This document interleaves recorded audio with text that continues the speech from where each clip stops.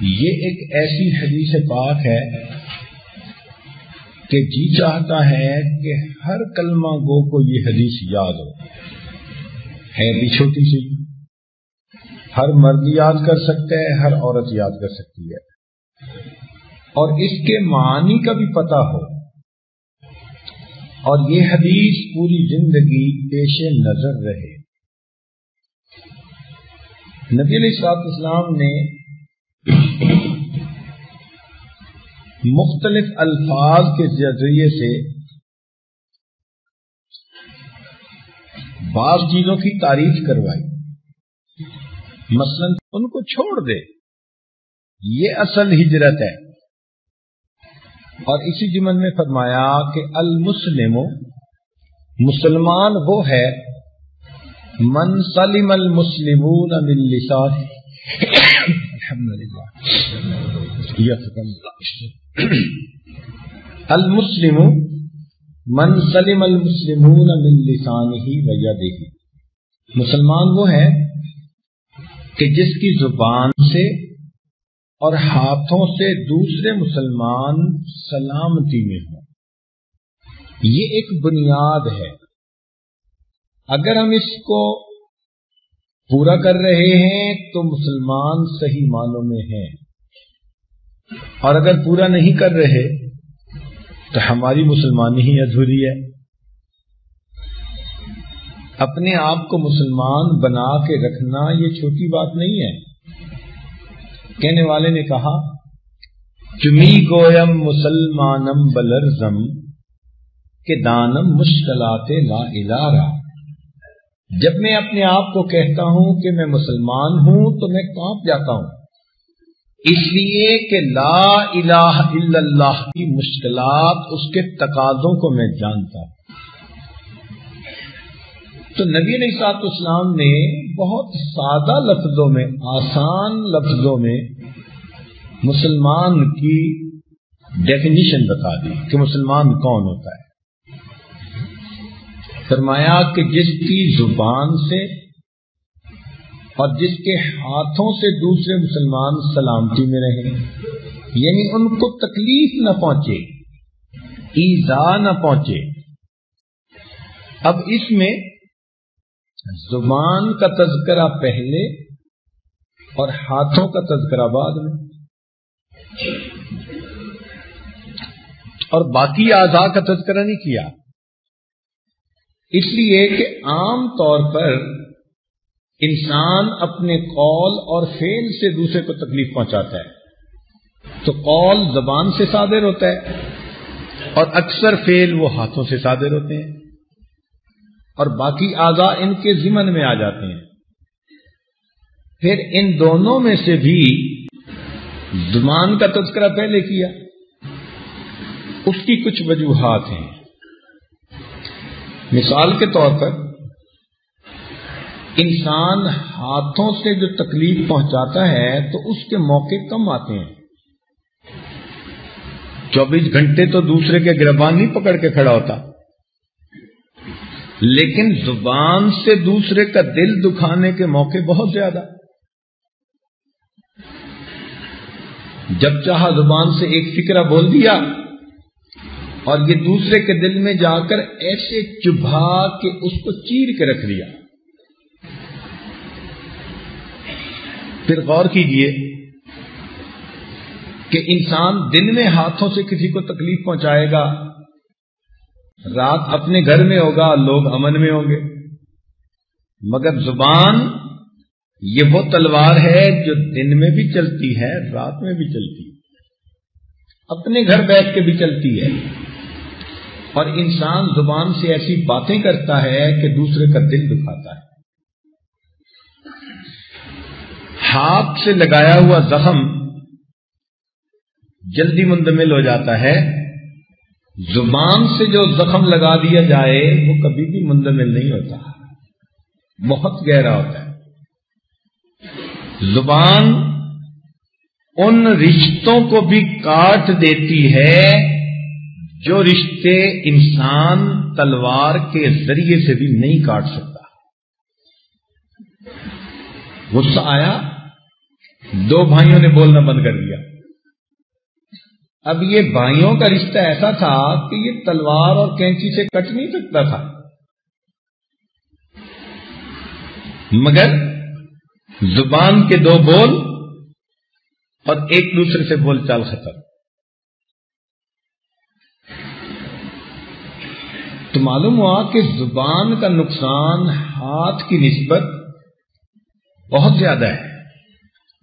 پھر ہاتھ سے نقصان پہنچانے میں مشقت لگتی ہے، اور زبان سے تو کوئی مشقت ہی نہیں. ایک بچہ بھی نقصان پہنچا سکتا ہے، عورت بھی نقصان پہنچا سکتی ہے. ہاتھ سے تو نقصان پہنچائے گا نا جب دوسرے سے زیادہ طاقتور ہوگا، اور اگر اگلا طاقتور ہوا تو الٹا دو اپنے منہ پہ لگ جائیں گی. لیکن زبان سے انسان جس کو چاہے دل دکھا سکتا ہے.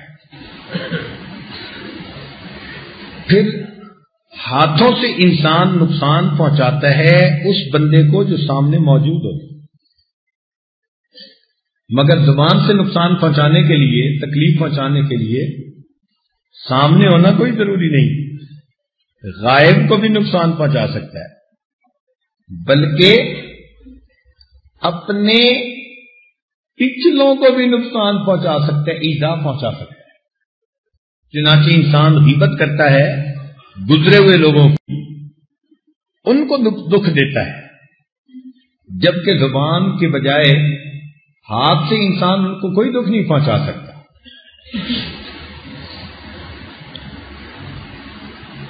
ہاتھ سے انسان کسی فرد کو تکلیف پہنچا لے گا، مگر زبان کے ذریعے سے تو ایک وقت میں پورے قبیلے اور پوری قوم کے دل کو دکھا سکتا ہے.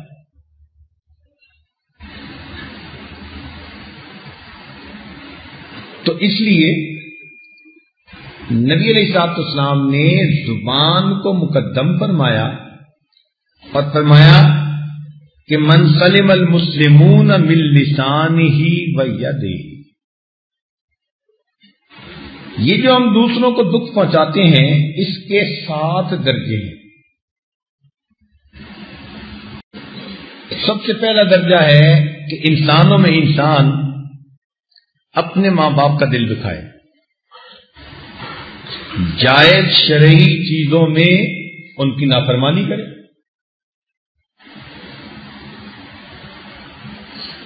بعض نوجوان ضدی طبیعت کے ہوتے ہیں،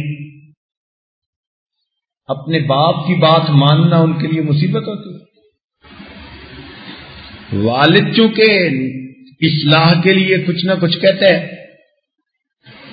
تنقید برداشت نہیں ہوتی. اس لیے آج کل کے نوجوان اپنے باپ سے اس طرح نفرت کرتے ہیں جیسے کوئی پاپ سے نفرت کرتا ہے. اچھا ہی نہیں لگتا. ان کو دوست اچھے لگتے ہیں. کیوں؟ دوست تعریفیں کرتے ہیں، دوست الٹے کام سکھاتے ہیں، نفس کی خواہشات پوری کرنے کے راستے دکھاتے ہیں، تو دوست اچھے لگتے ہیں. باپ اچھا نہیں لگتا.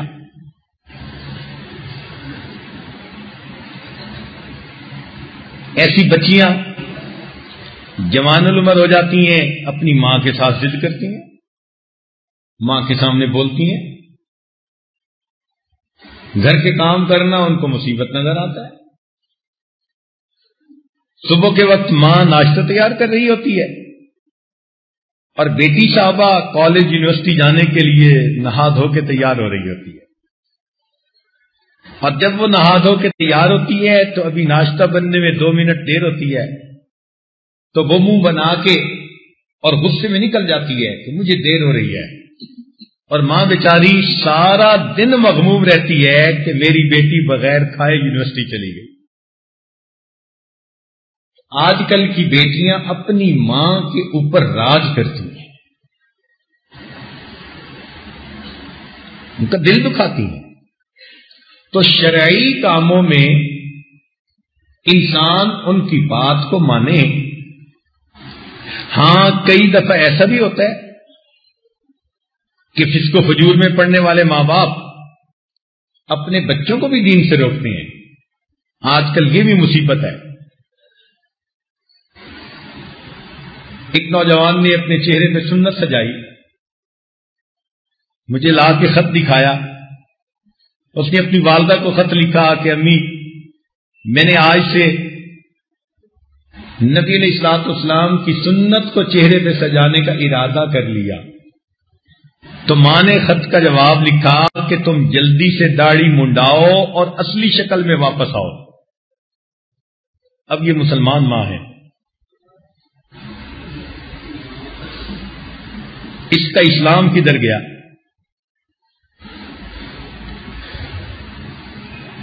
ایک بچی